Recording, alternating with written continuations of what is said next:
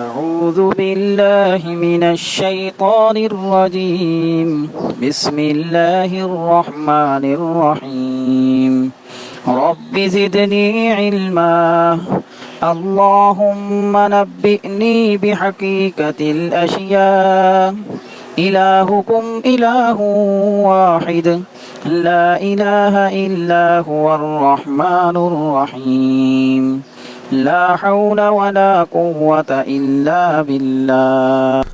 السلام علیکم۔ کبھی کبھی ڈکار آ جانا کوئی بڑی بات نہیں، نہ ہی یہ مرض میں شامل ہے۔ پوچھیں ان لوگوں سے جن کو مسلسل ڈکار آتے رہتے ہیں۔ ڈکار آتے رہیں، جان سکھ میں رہتی ہے۔ اگر ڈکار سینہ میں اٹک جائے، مریض کے لیے جان کنی جیسی کیفیت ہوتی ہے۔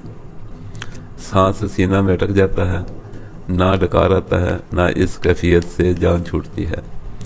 مریض نڈھال ہو جاتا ہے، کوئی کمر کو دبا رہا ہوتا ہے، کوئی سینہ کی مالش کر رہا ہوتا ہے، لیکن مریض کی جان ایک شکنجہ میں پھنسی ہوئی ہوتی ہے۔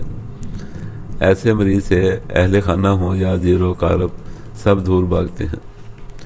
ڈکاروں کی دو قسمیں ہیں، دونوں کے اسباب اور علاج الگ الگ ہیں۔ پہلی قسم میں چھوٹے چھوٹے نامکمل ڈکار مسلسل آتے رہتے ہیں۔ اس کی وجہ سے معدہ میں الکلی کی زیادتی ہوتی ہے۔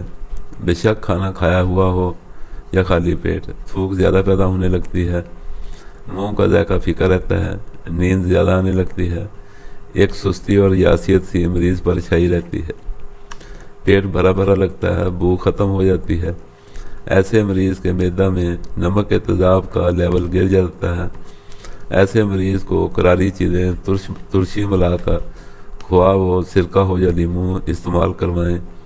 اوجڑی، دال چنا سیاہ، پکوڑے وغیرہ پیاز پودینہ لیموں نچوڑ کر یا سرکہ ملا کر استعمال کروائیں۔ ان چھوٹے ڈکاروں سے، جنہیں طبی زبان میں بھس ڈکار کہتے ہیں، جان چھوٹ جاتی ہے۔ دوسرے ڈکار، جنہیں اونچے ڈکار کہا جاتا ہے، ڈکار آتے وقت اتنی اونچی آواز سے ڈکار آتے ہیں کہ صرف ہمسائے نہیں بلکہ ان ہمسایوں کے ہمسائے بھی اپنے گھر میں بیٹھے ان ڈکاروں کی آواز سن لیتے ہیں۔